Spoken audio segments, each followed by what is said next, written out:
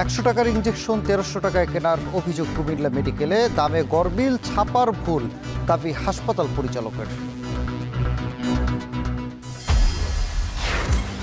উত্তরের ৩ জেলায় দূরপাল্লার বাস চলাচল বন্ধ, পরিবহন শ্রমিকদের দাবি না মেনে বাস চলাচল বন্ধ ঘোষণা মালিক পক্ষের, বাড়ছে যাত্রী দুর্ভোগ।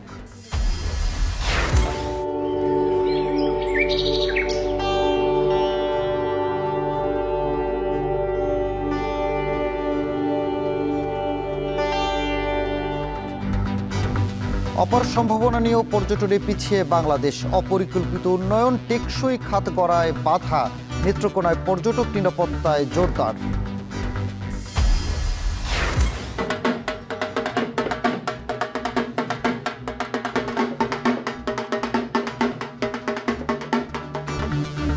কিশোরগঞ্জে জমে উঠেছে ঢাকের হাট, কাল থেকে শুরু শারদীয় দুর্গোৎসব, মন্দির মণ্ডপে শেষ মুহূর্তের প্রস্তুতি।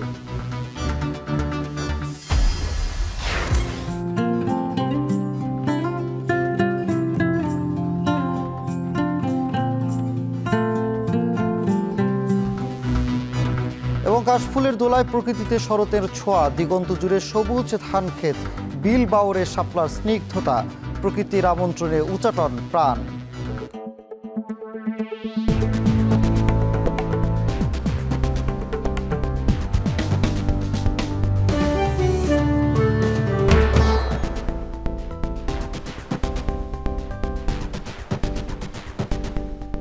স্বাগত। এখন জনপদে, পুরো আয়োজনে আপনাদের সঙ্গে আছি আমি সানি মৃধা। ১০০ টাকার ইঞ্জেকশন ১৩০০ টাকায় কেনার অভিযোগ উঠেছে কুমিল্লা মেডিকেল কলেজ হাসপাতালে। আর এর মাধ্যমে এই একটি উপকরণ দিয়েই প্রায় ৪৮ লাখ টাকা লোপাটের অভিযোগ করা হচ্ছে। তবে দামের গরমিলকে ছাপায় ভুল দাবি করে অভিযোগ প্রত্যাখ্যান করেছেন হাসপাতালের পরিচালক। খালেদ সাইফুল্লাহর প্রতিবেদনে বিস্তারিত। কুমিল্লা মেডিকেল কলেজ হাসপাতালে ২৪ কোটি টাকার কেনাকাটায় বড় ধরনের অনিয়মের অভিযোগ উঠেছে। জীবন রক্ষাকারী ইঞ্জেকশনের দামে অস্বাভাবিক বৃদ্ধি দেখিয়ে কোটি টাকার দুর্নীতি হয়েছে বলে অভিযোগ করেছেন বিএনপিপন্থী চিকিৎসক সংগঠন ড্যাবের নেতারা। অনুসন্ধানে জানা যায়, বাজারে ১০১ টাকা মূল্যের ইঞ্জেকশন থায়োপেন্টাল সোডিয়াম সরকারি নথিতে দেখানো হয়েছে ১,২৯৯ টাকা। শুধু এই একটি আইটেম দিয়েই লোপাট হয়েছে প্রায় ৪৮ লাখ টাকা। এছাড়া প্রয়োজনের তুলনায় অতিরিক্ত ৯ লাখ অ্যারোভাস্টাটিন ট্যাবলেট কেনা হয়েছে, যা শেষ করতে হাসপাতালের সময় লাগবে অন্তত ২০ বছর। সম্প্রতি এক প্রতিবাদ সভায় বিএনপিপন্থী চিকিৎসকদের সংগঠন ড্যাবের কুমিল্লা মহানগর শাখার সাধারণ সম্পাদক ডাক্তার আরিফ হায়দার দাবি করেন, ২৪ কোটি টাকার অনিয়মের মধ্যে ২.৫ কোটি টাকার ভাগাভাগি হয়েছে পরিচালক ডাক্তার মাসুদ পারভেজ ও কুমিল্লা জেলা ড্যাবের সভাপতি ডাক্তার এম হাসান মাসুম সহ কয়েকজনের মধ্যে। এ সময় সভায় উপস্থিত ছিলেন ডাক্তার এম হাসান মাসুম। অভিযোগ অস্বীকার করেন তিনি। আমি জনগণের কথাকে বলবো, উনি ইন্ডিভিজুয়াল ডাক্তারদেরকে ডাকছে, ডাক্তার বলতেছে আরিফকে আমি বের করেছি রাজনীতি থেকে, আপনি আমাকে বের করাকে রাজনীতি আসতে পারবেন নীতিবাদ। আপনি আমি যদি দুর্নীতিবাদ হই, আপনার দুর্নীতিবাদের বক্সাদা আমি বলতে চাই, আপনার দুর্নীতিবাদের বক্সাদা।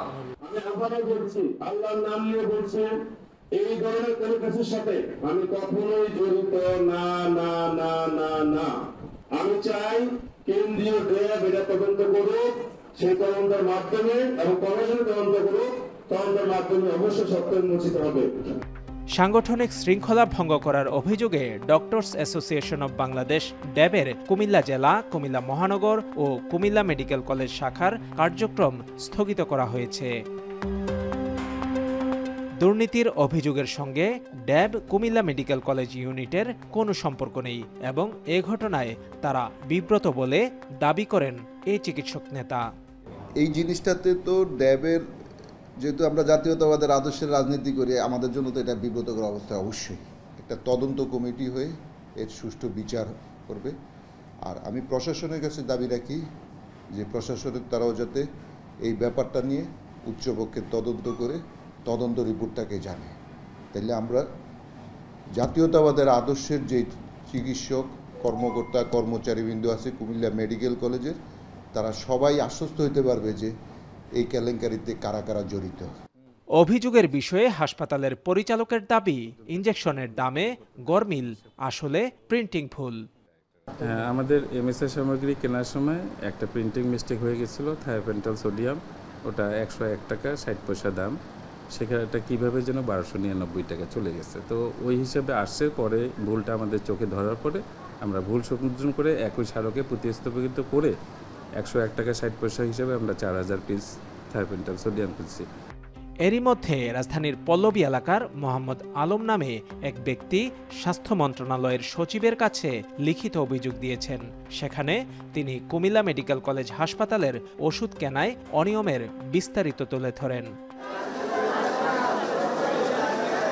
500 শয্যার কুমিল্লা মেডিকেল কলেজ হাসপাতালের বহির্বিভাগে প্রতিদিন প্রায় 3500 রোগী চিকিৎসা নেন, আর ভর্তি থাকেন গড়ে 1200-র মতো রোগী।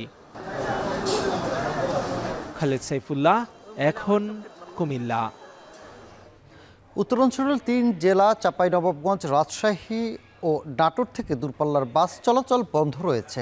এতে দুর্ভোগে পড়েছেন যাত্রীরা। এ নিয়ে আরও জানাতে রাজশাহী নগরের শিরোইল বাসস্ট্যান্ড থেকে যুক্ত হচ্ছে সহকর্মী মারুফ হাসান। মারুফ, পরিবহন বন্ধে সাধারণ যাত্রীদের দুর্ভোগ বাড়ছে কিনা, সংকট নিরসনে কোনো উদ্যোগ নেওয়া হয়েছে কিনা জানাবেন।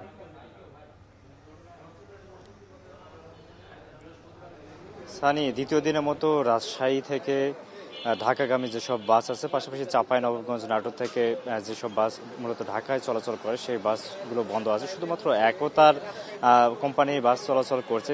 এর কারণে যে সংকটটি তৈরি হয়েছে, ঢাকাগামী যেসব যাত্রী আছেন তারা মূলত বড় ধরনের ভোগান্তির মধ্যে পড়েছেন।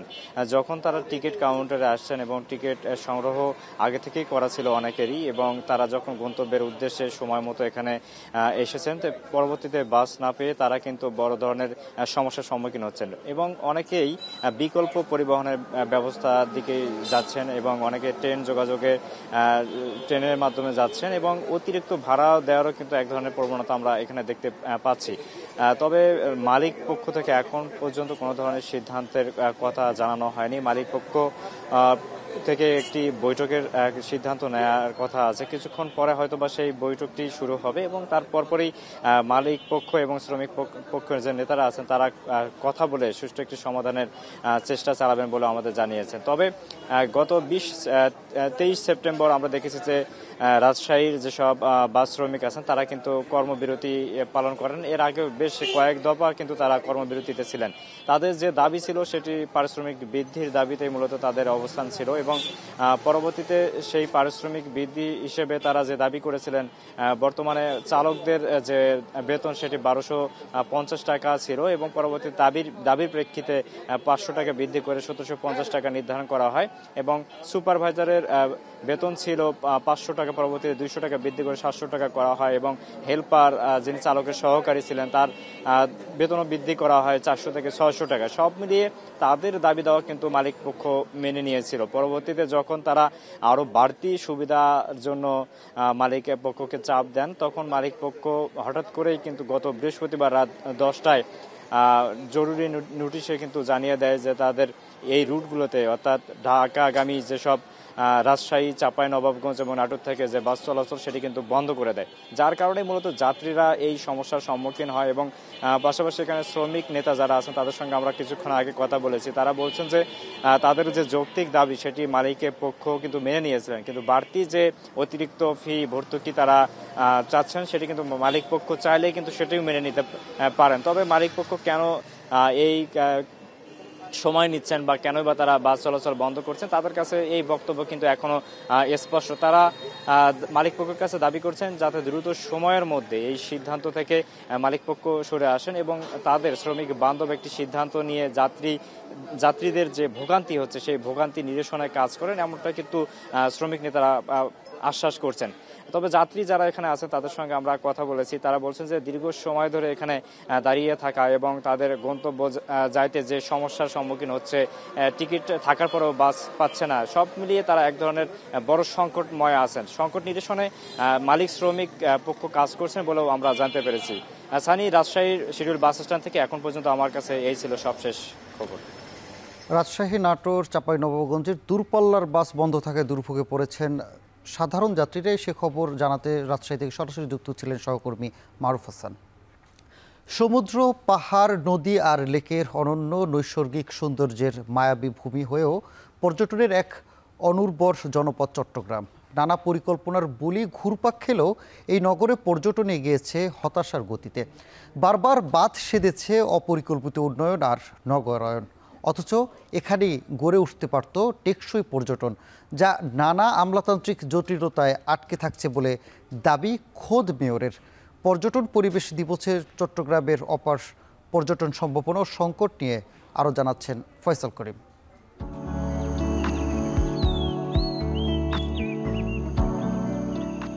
কাট্টলির সবুজে মোড়ানো উপকূলে উড়ন্ত বকের ঝাঁক, সাদা পাখির দল সমুদ্রের দিগন্তে যেন এঁকে চলেছে নৈসর্গিক এক চিত্রকর্ম।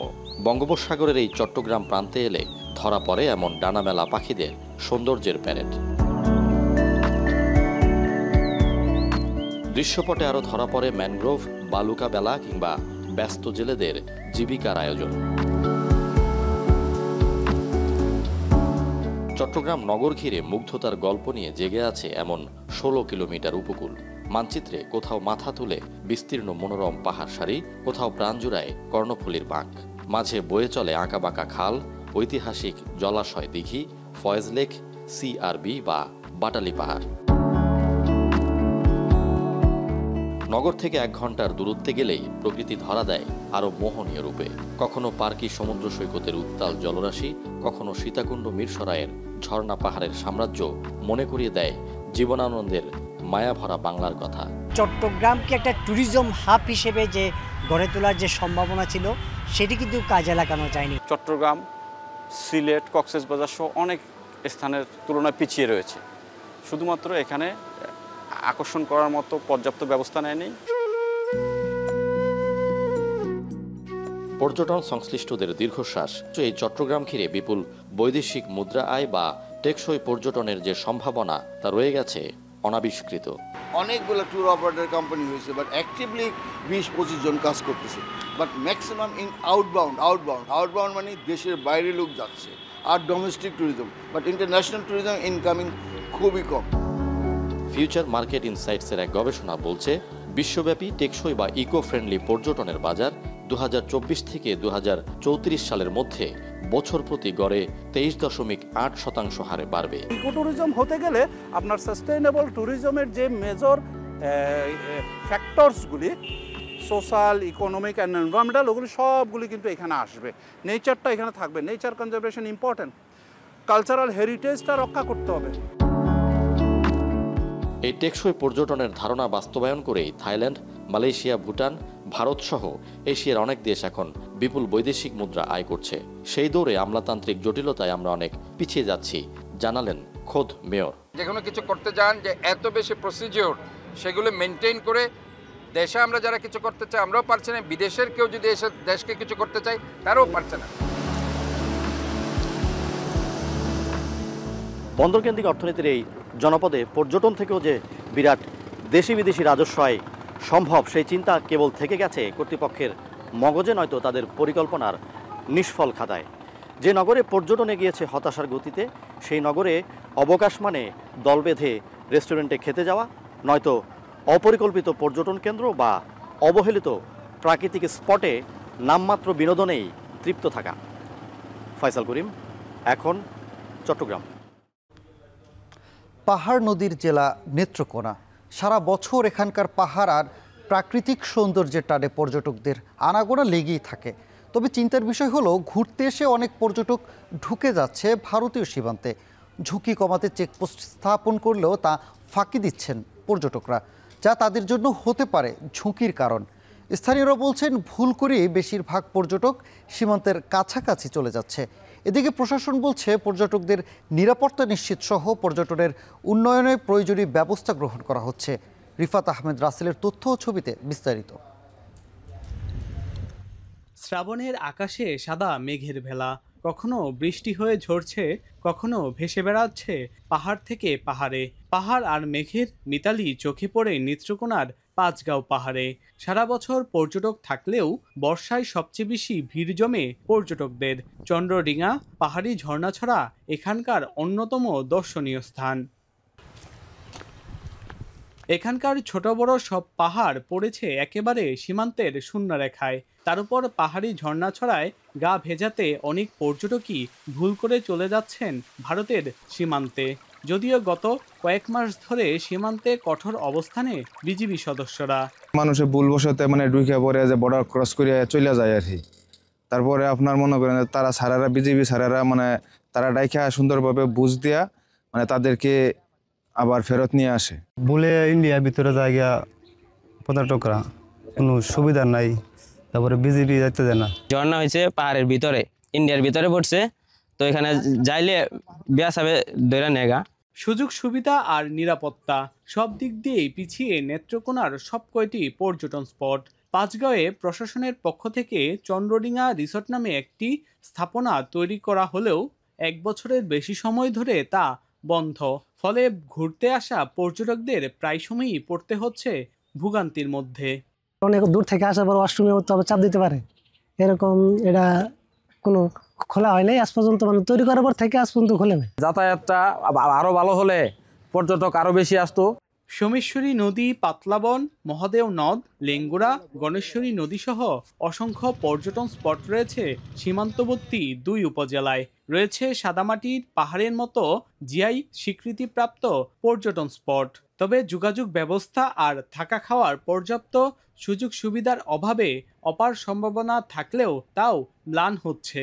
এখানে রাস্তাঘাটগুলো একটু যদি ভালো হতো তাহলে আমাদের যারা ট্যুরে আসে এদের জন্য সবচেয়ে ভালো হতো। রাস্তাঘাটের যে একটা অবস্থা, আসা মনে করেন যে কলমাকান্দা থেকে এদিকে আসাটা খুব টাফ একটা বিষয়। পর্যটন স্পটগুলোকে ঢেলে সাজানো, বন্ধ রিসোর্ট চালু, পর্যটকদের নিরাপত্তা নিশ্চিত সহ সীমান্তের কাছাকাছি না যেতে প্রচার প্রচারণা সহ প্রয়োজনীয় ব্যবস্থা গ্রহণ করা হবে বলে জানান জেলা প্রশাসক। যে রেস্ট হাউসগুলো আছে এগুলাকে সংস্কার করে পর্যটকদের বসবাসের উপযোগী করার জন্য আজকে আমরা জেলা উন্নয়ন সমন্বয় সভায় আমরা রেজুলেশন করেছি। কলমাকান্দার যে রেস্ট হাউসটা বন্ধ আছে বলছেন আপনি, এটাকেও বিজিবির সাথে আলোচনা করে কিভাবে দ্রুত সংস্কার করে এটাকে উন্মুক্ত করে দেওয়া যায়, এটা আমরা উদ্যোগ নেব। অপার সম্ভাবনাময় পর্যটন এখনও জেলার অর্থনীতিতে তেমন কোনো অবদান রাখতে পারেনি।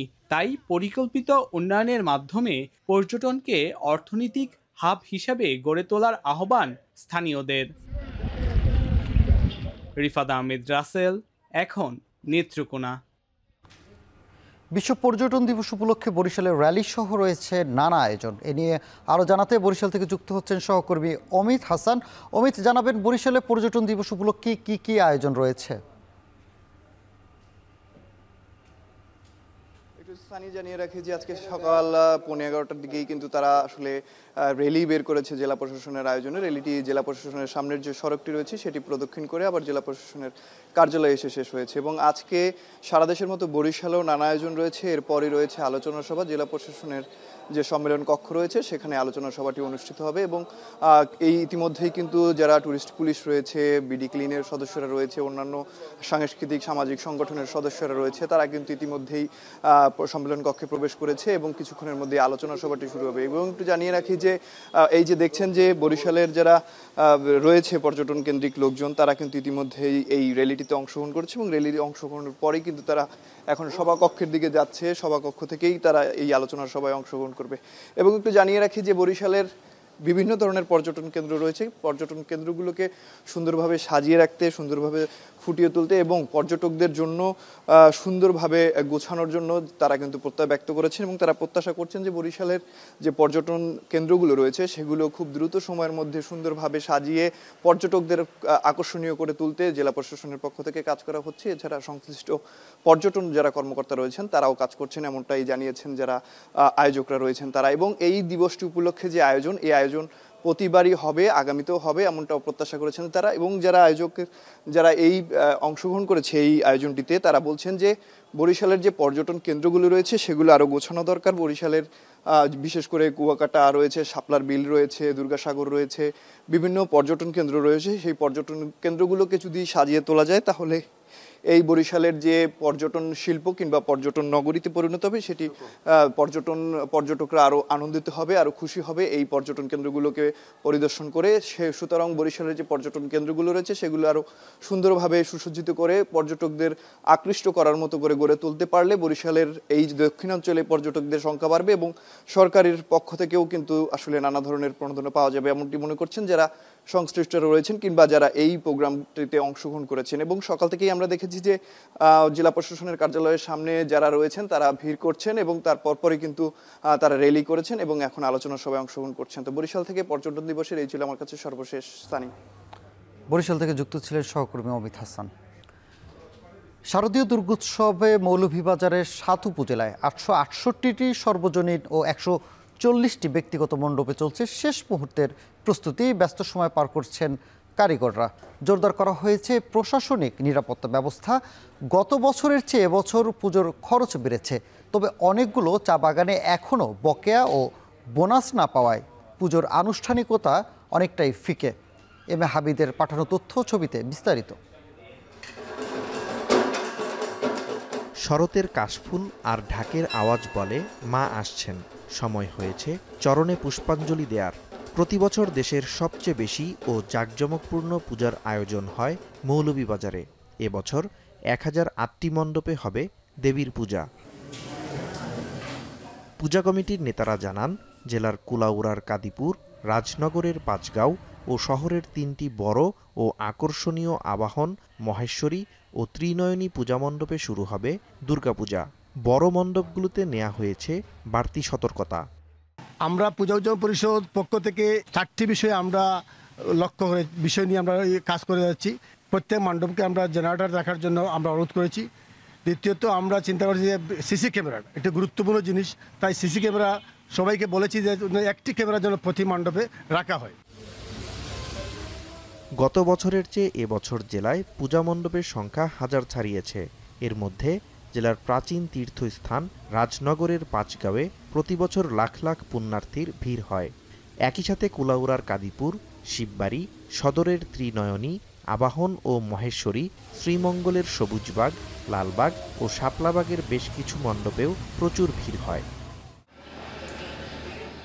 তবে বেশ কিছু চা বাগানে এখনও দেয়া হয়নি পূজার বোনাস ও বকেয়া পাওনা। হতাশ চা শ্রমিকরা চেয়েছেন সহযোগিতা।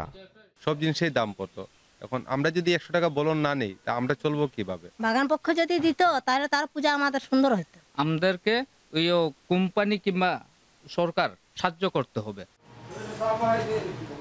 এবছর পূজার খরচ বেড়েছে বলে জানান ডেকোরেটার্স ও মূর্তির কারিগররা। 2-1 দিনের মধ্যে আমরা রং শুরু করব এবং এই মূর্তিটার দাম আমাদের 2,70,000 টাকা। গত বছর আমরা কাজ করছি মনে করেন 3.5 লাখ, এইবার করা লাগে 4.5 লাখ। এদিকে পূজাকে সামনে রেখে সারা জেলায় নিশ্ছিদ্র নিরাপত্তা ব্যবস্থা নেওয়া হয় বলে জানায় পুলিশ ও জেলা প্রশাসন। গুজব রুখতেও নেওয়া হয় নানা ব্যবস্থা। চা শ্রমিক সহ প্রত্যেকটি সার্বজনীন মন্দিরে 500 কেজি চাল সহ নানা সহযোগিতা করা হচ্ছে। জেলা প্রশাসন থেকে 19টি ভ্রাম্যমাণ মোবাইল কোর্টও পরিচালনা করা হবে। সকল হিন্দু সম্প্রদায়ে তাদের পূজা উদযাপন করার জন্য সকল কমিউনিটির নেতাদেরকে নিয়ে এবং ইসলামিক স্কলার যারা আছেন, ইসলামিক দলগুলো তাদেরকে নিয়ে আমরা ইতিমধ্যেই একাধিক সভা করেছি। সকলের কাছ থেকে আমরা খুব স্বতঃস্ফূর্তভাবে এবং প্রাণবন্ত উৎসাহ এবং সহযোগিতার আশ্বাস পেয়েছি। প্রতি বছরের ন্যায় এবারও আমাদের এক্সিকিউটিভ ম্যাজিস্ট্রেট তারা মাঠে থাকবে মোবাইল কোর্টের জন্য। যদি কোনো বিশৃঙ্খলা বা কোনো কিছু দেয়, আইন শৃঙ্খলা রক্ষা করার জন্য তারা মাঠে থাকবে। অসুর বিনাশী দেবী দুর্গা জাগতিক সব অশান্তি দূর করবেন, এমনটাই আশা মায়ের ভক্তদের। এখন মৌলভীবাজার। শারদীয় দুর্গোৎসবের আরও খবর জানাতে ময়মনসিংহ থেকে যুক্ত হচ্ছেন সহকর্মী হারুনুর রশিদ। হারুন, মণ্ডপগুলোর প্রস্তুতি এখন কোন পর্যায়ে রয়েছে, আয়োজকরা কি বলছেন জানাবেন।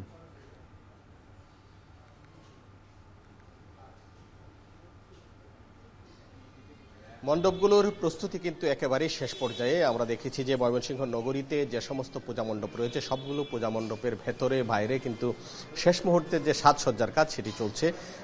রাস্তার পাশে মণ্ডপের সামনে বিশাল বিশাল তোরণ নির্মাণ করা হয়েছে এবং ভেতরের যে আনুষ্ঠানিকতা সেটি যে সাজসজ্জার কাজ সেটিও কিন্তু চলছে। যদিও অনেক মণ্ডপে এখনো প্রতিমা স্থাপিত হয়নি, যার কারণে প্রতিমার কেন্দ্রিক যে সাজসজ্জা সেটি কিন্তু এখনো কিছুটা বাকি রয়েছে। এবং আমরা দেখছি যে এখনো যে প্রতিমা তৈরির কারখানাগুলো রয়েছে সেই কারখানাগুলোতে কিন্তু এখনো প্রতিমা রয়েছে এবং গতকাল থেকে মণ্ডপে মণ্ডপে কিন্তু নেওয়া হচ্ছে প্রতিমা। এবং আমরা এখন যে জায়গাটিতে আছি এটি দুর্গাবাড়ি মন্দিরের একটি প্রতিমা তৈরির কারখানা। এখানেও বেশ কিছু প্রতিমা তৈরি হয়েছিল। গত দুদিনে বেশ কয়েকটি প্রতিমা মুক্তাগাছা সহ বিভিন্ন এলাকায় কিন্তু নিয়ে যাওয়া হয়েছে মণ্ডপগুলোতে। এবং এখনো যেগুলো রয়েছে সেগুলোতে কিন্তু একেবারেই যে পোশাক, নতুন পোশাক গায়ে জড়ানো প্রতিমার এবং অঙ্গসজ্জার যে কাজ সেই কাজগুলো কিন্তু প্রায় শেষ পর্যায়ে। অল্প কিছু কাজ বাকি রয়েছে, যে কাজগুলো সম্পন্ন করে কিন্তু আজকে এবং কালকের মধ্যেই সবগুলো প্রতিমা প্রত্যেকটি মণ্ডপে মণ্ডপে চলে যাবে। যদিও আর পূজার মাত্র একদিন রয়েছে, আগামীকাল থেকে ষষ্ঠী পূজার মধ্য দিয়ে পূজার যে আনুষ্ঠানিকতা সেই আনুষ্ঠানিকতা কিন্তু শুরু হবে এবং সেই প্রস্তুতি কিন্তু আমরা যেমন মণ্ডপে মণ্ডপে দেখছি তেমনি কিন্তু কাজের যে ব্যস্ততা সেটি কিন্তু প্রতিমা তৈরির যে কারখানাগুলো রয়েছে সেই কারখানাগুলোতেও কিন্তু আছে। এবং আমরা ময়মনসিংহ নগরীতে এরকম প্রায় 14টি প্রতিমা তৈরির কারখানা রয়েছে। সবগুলো কারখানায় আমরা গত দুদিনে দেখেছি যে কাজ একেবারেই শেষ পর্যায়ে এবং যারা কাজ সম্পন্ন করেছেন বিভিন্ন এলাকা থেকে, যেমন এই মন্দির থেকে আমরা দেখেছি যে গত পরশুদিন মুক্তাগাছায় একটি প্রতিমা সেটি সরবরাহ করা হয়েছে এবং নতুন বাজার শম্ভুপালের যে কারখানা রয়েছে সেখান থেকেও আজকে আমরা দেখেছি যে ভালুকা থেকে সনাতন ধর্মাবলম্বীরা এসেছেন, তারা সেখান থেকে কিন্তু প্রতিমা নিয়ে তারা সেই যে মণ্ডপ সেই মণ্ডপে স্থাপন করেছেন। এবং আমরা এখানে পূজারীদের সাথে কথা বলেছি, তারা যেটি বলেছেন যে তারা কিন্তু 1 বছর অপেক্ষায় থাকেন কখন শুরু আসবে সেইক্ষণ সেই শারদীয় দুর্গোৎসব, সনাতন ধর্মাবলম্বীদের সবচেয়ে বড় যে উৎসব সেই উৎসবটি কখন আসবে সেটি নিয়ে কিন্তু তারা নানা ধরনের প্রস্তুতি থাকেন এবং সেই প্রস্তুতির মধ্যে কিন্তু তারা এখনো রয়েছেন। এবং তারা আশা করছেন যে এবছর অন্যান্য বারের চেয়ে বেশ জাঁকজমকভাবে শারদীয় দুর্গোৎসবের যে আয়োজন সেটি কিন্তু এখানে সম্পন্ন হবে। এবং আমরা যদি একটু বলে রাখি যে এই শারদীয় দুর্গোৎসব শান্তিপূর্ণভাবে সম্পন্ন করার জন্য কিন্তু প্রশাসন এবং আইন শৃঙ্খলা বাহিনীর পক্ষ থেকে ব্যাপক প্রস্তুতি গ্রহণ করা হয়েছে। এবং আমরা যে বিষয়টি দেখছি যে এখানে ইতিমধ্যেই মণ্ডপে মণ্ডপে কিন্তু আনসার সদস্য যারা রয়েছেন তারা কিন্তু অবস্থান নিয়েছেন গত 4-5 দিন ধরে এবং আজকে আরও আনসার সদস্য এবং পুলিশ সদস্যরা প্রতিটি মণ্ডপে মোতায়েন হবেন এবং সার্বিক যে নিরাপত্তা ব্যবস্থা এটি কিন্তু বেশ জোরালোভাবেই নেওয়া হয়েছে। স্ট্রাইকিং ফোর্স রয়েছে, র্যাব, পুলিশ এবং সেনাবাহিনীর সদস্যদের টহল রয়েছে বলে আমরা দেখেছি। এবং প্রশাসন থেকে যেটি বলা হচ্ছে যে সুষ্ঠু, সুন্দর এবং শান্তিপূর্ণ পরিবেশে শারদীয় দুর্গোৎসব আয়োজনের যে ধরনের প্রস্তুতি থাকা দরকার সব প্রস্তুতি কিন্তু নেওয়া হয়েছে। তো সব মিলিয়ে এই ছিল আমার কাছে সর্বশেষ। কিশোরগঞ্জের কটিয়াদীতে 400 বছরের ঐতিহ্যবাহী ঢাকের হাটে বাড়ছে আয়োজকদের উপস্থিতি। এ বিষয়ে জানাতে সেখান থেকে যুক্ত হচ্ছেন সহকর্মী মশিউর কায়েস। কায়েস, জানাবেন ঢাকিদের উপস্থিতি কেমন?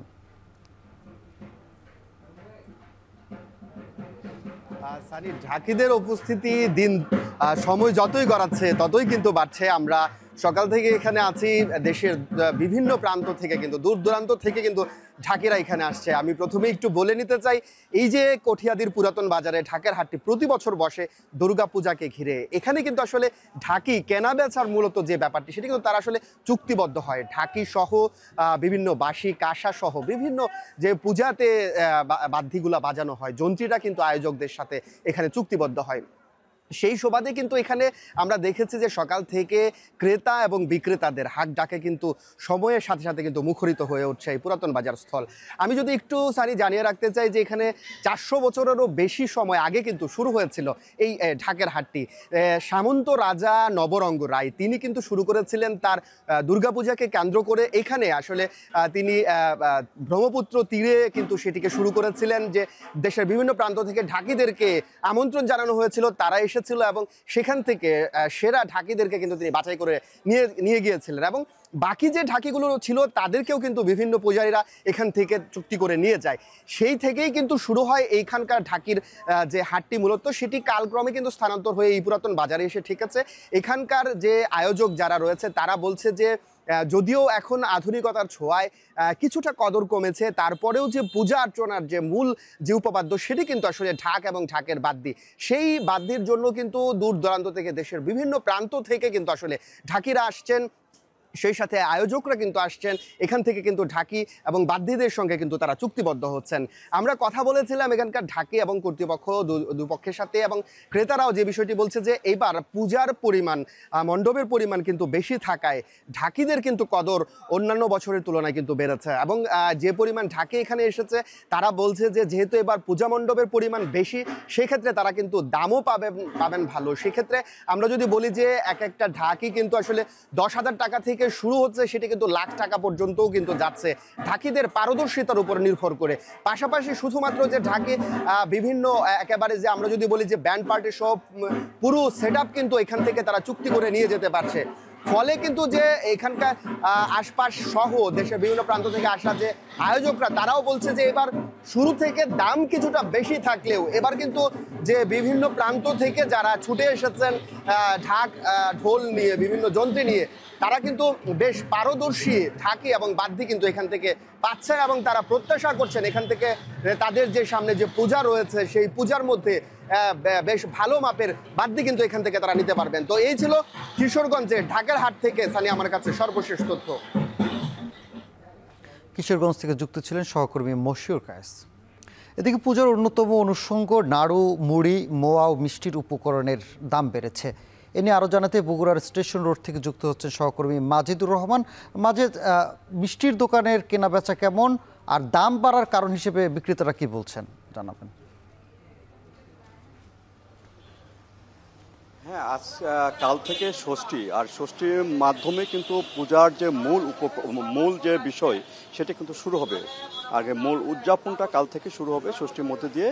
আর এই উপলক্ষে কিন্তু যে হিন্দু ধর্মাবলম্বী, সনাতন ধর্মাবলম্বীরা কিন্তু তারা কেনাকাটাও কিন্তু তারা করেছেন এবং অনেকে এখনও করছেন। বিশেষ করে যে উপকরণ প্রয়োজন, নাড়ি, মুড়ি, মোয়া, তারপরে দই, মিষ্টি, এসব কিন্তু তারা কেনাকাটা শুরু করেছেন এবং কিনছেন।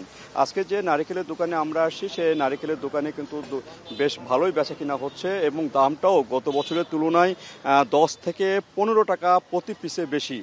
আর এই বেশি হওয়ার কারণ হিসাবে যে ব্যবসায়ীরা যেটি বলছেন, তারা যে পাইকারিভাবে যেটি কিনেন সেখান থেকে আসলে দামটা বেশি হওয়ার কারণেই কিন্তু বেশি দামে কিনতে হচ্ছে। আর আরেকটি বিষয় যে মিষ্টি মিষ্টান্ন কিন্তু অনেকে আগের থেকে কিনছেন। বিশেষ করে বগুড়ার যে দই, এই দইটা কিন্তু বেশ ভিড় লক্ষ্য করা যাচ্ছে প্রতিটি দোকানে, এবং প্রতিটি দোকানে কিন্তু এখানে দই বিক্রি হচ্ছে আগের তুলনায় অনেক বেশি দই বিক্রি হচ্ছে, এবং দইয়ের দরদাম খুব একটা বাড়েনি, গত 15 দিনের মধ্যে বাড়েনি, তবে বিক্রিটা তাদের কাছে অনেক বেশি হচ্ছে। এখানে যদি বলি প্রতি 400, 500, 700, 800 গ্রাম দই প্রতিটি ভাণ্ড এবং যে সরা রয়েছে সে সরাতে বিক্রি হচ্ছে, এবং দামটি কিন্তু 220 থেকে আরম্ভ করে 380 টাকা পর্যন্ত এই দইয়ের দাম রয়েছে, এবং দইটা কিন্তু বেশ বেশি বিক্রি হচ্ছে বগুড়াতে। এছাড়া মিষ্টি মিষ্টান্ন যেগুলো আগের থেকে কিনে অনেকে যারা ফ্রিজে রাখেন তারা কিন্তু এখানে কিনছেন, কারণ পূজার সময় হয়তো আরও বেশি দাম হতে পারে কিংবা ভিড় হতে পারে, এই কারণে অনেকে তারা আগের থেকে কিনছেন এই যে দই, মিষ্টি এগুলো। অর্থাৎ পূজার যে খাদ্য উপকরণ, সে খাদ্য উপকরণের কিন্তু এখানে পর্যাপ্ত সরবরাহ রয়েছে, এবং এখানে যে কেনাকাটা সেটাও কিন্তু বেশ ভালো হচ্ছে। আর মুড়ি, মোয়া সেটাও কিন্তু বিক্রি হচ্ছে, এবং আগেকার যে বাড়িতে বাড়িতে তৈরি করত, এখন কিন্তু সেটা কিন্তু অনেক দোকানে দোকানে পাওয়া যাচ্ছে, এবং দোকানে কিন্তু মুড়ি, মোয়া এসব কিন্তু বিক্রি হচ্ছে, নাড়ুও বিক্রি হচ্ছে। তো এই কারণে কিন্তু যারা একটু পরিশ্রম কম করতে যান, পূজার যে শহরবাসী যারা আছেন তারা কিন্তু এখানে দোকান থেকে কিনে কিন্তু তাদের যে প্রয়োজনীয়তা সেটা কিন্তু মিটাচ্ছেন। এইভাবে কিন্তু পূজার যে উপকরণ, খাদ্য উপকরণ বিশেষ করে সেটা কিন্তু এখানে কেনা বেচা কিন্তু সব কিছুই কিন্তু বেশ ভালোভাবে চলছে, এবং অন্য দিক থেকে কিন্তু আইন শৃঙ্খলা পরিস্থিতি যেটি বলা হচ্ছে সেটা কিন্তু বেশ ভালো রয়েছে। অর্থাৎ এবারে যে পূজা, বগুড়াতে পূজা উদযাপন হবে সেটা কিন্তু শান্তি সুষ্ঠুভাবেই কিন্তু পূজা উদযাপন হবে। তো এই ছিল আমার কাছে বগুড়া থেকে সর্বশেষ। বগুড়া থেকে যুক্ত ছিলেন সহকর্মী Mazedur Rahman. Forum of diploma engineers Bangladesh FDABর বার্ষিক কাউন্সিল অধিবেশনে রাজধানীর কাকরাইল ডিপ্লোমা ইঞ্জিনিয়ার্স মিলনায়তনে অনুষ্ঠিত হচ্ছে। সেখানে বক্তব্য রাখছেন জামায়াত ইসলামের আমির ডাক্তার শফিকুর রহমান। সরাসরি চলে যাচ্ছে সেখানে। সরকারের হাতেই বাংলাদেশে তৈরি হয়েছে, এর আগে বাংলাদেশের এই ধরনের কোনো অভিজ্ঞতা ছিল না। এই অসংখ্য মানুষের ত্যাগের বিনিময়ে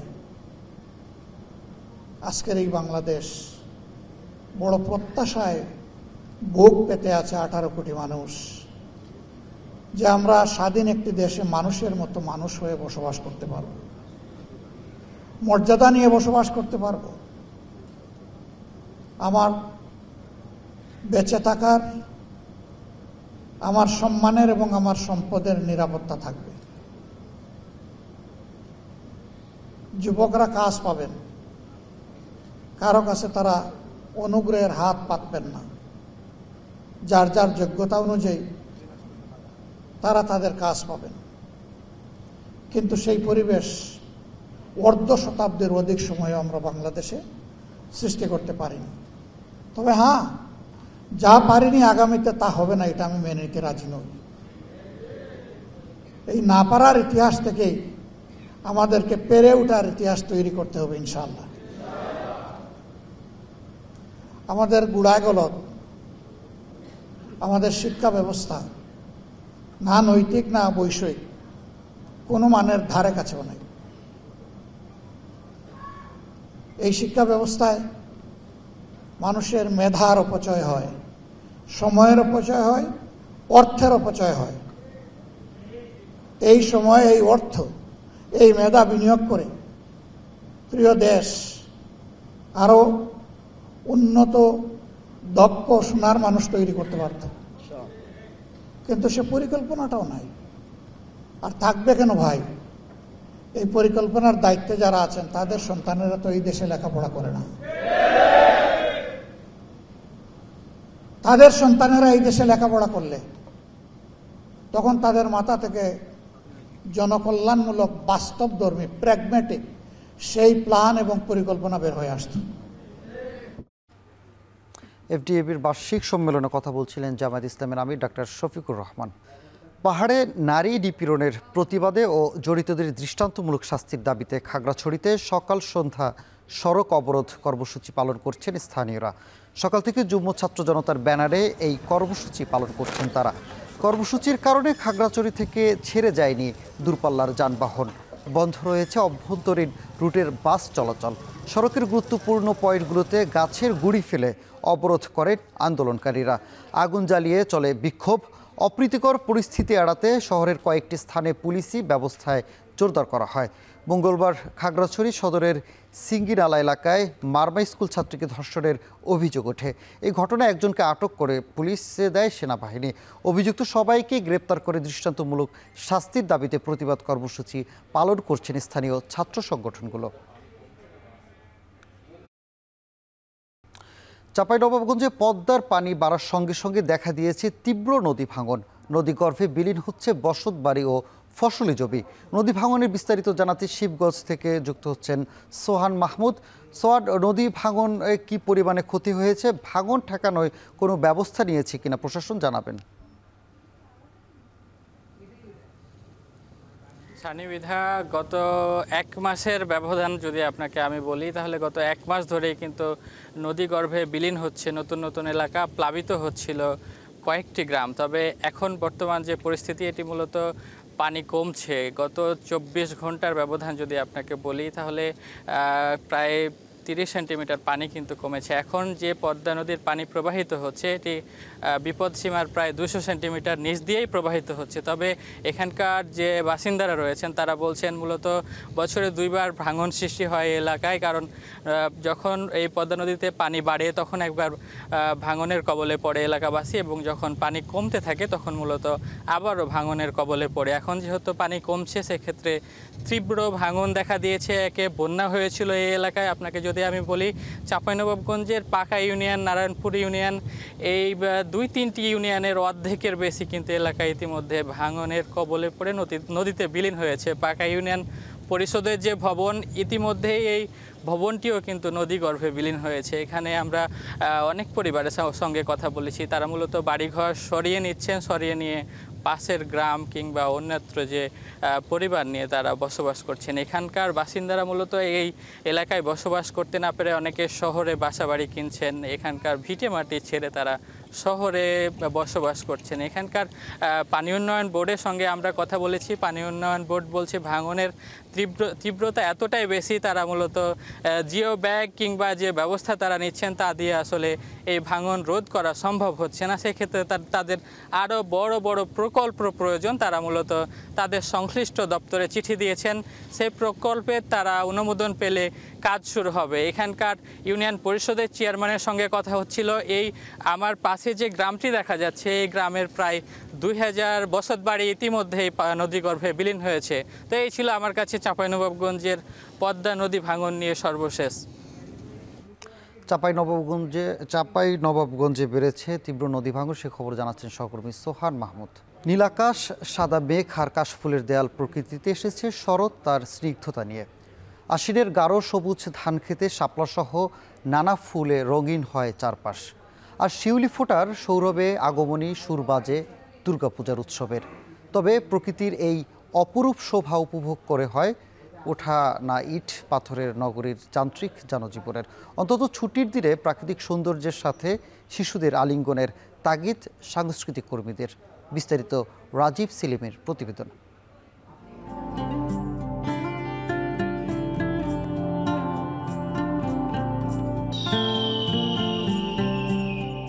স্বচ্ছ নীল আকাশে শুভ্র সাদা মেঘের ভেলা আর কাশফুলের দোলাই বলে দেয় প্রকৃতিতে শরৎকালের আভাস। সকাল সন্ধ্যায় শীতলতা, ভর দুপুরে তেজি সূর্যের প্রখরতা, আর সূর্য পশ্চিমে হেলে পড়লেই নাতিশীতোষ্ণ। নানা বৈশিষ্ট্যে শরৎ নিজেকে তুলে ধরে প্রকৃতিতে।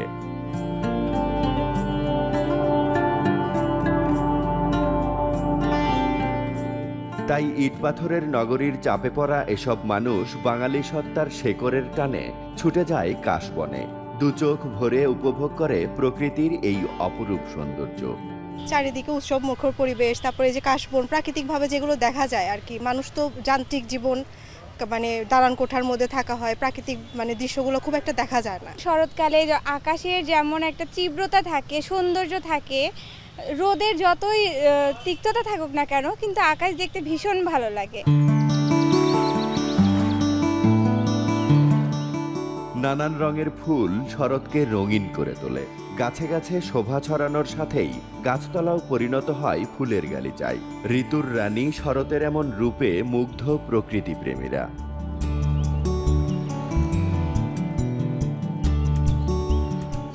আশ্বিনের আবহাওয়ায় ফলে ভালো ফসলও। এই আবহাওয়া আমন ধান চাষে বেশ উপযোগী। সেচ দিতে হয় না, তাই প্রকৃতির আশীর্বাদে বাড়তি লাভ হয় কৃষকের। ফুল ফল ফসলে সমৃদ্ধ এই ঋতু যেমন চুপিসারে আসে, তেমনি চলেও যায়। তাই শিশুদের সাথে শরতের পরিচয় করিয়ে দেওয়ার তাগিদ সাংস্কৃতিক কর্মীদের। শিশুরা ঋতু চেনে না, শিশুরা বাংলা মাস জানে না। শিশুদের মোবাইলে আসক্তি এবং প্রচণ্ড পড়ার চাপ, তাকে নদীর পাড়ে নিয়ে যেতে হবে, তাকে খোলা উন্মুক্ত বটগাছের নিচে নিয়ে যেতে হবে। শরতের যে জ্যোৎস্না এটি দেখাতে হবে, তাহলে সে ঋতু চিনবে, প্রকৃতি চিনবে এবং প্রকৃতি চিনলেই মানুষকে ভালোবাসতে পারবে। বর্ষার একটা রূপ চলে যাওয়ার পর একটা স্নিগ্ধ একটা কোমলতা চলে আসে আমাদের এই শরৎকালে, যেটা আমরা বরাবরই দেখতে পাই, কিন্তু এখনকার প্রজন্মের কাছে সেটা আসলে অনেকটা কি বলি, ওদের কাছে এটা চোখে পড়ে না।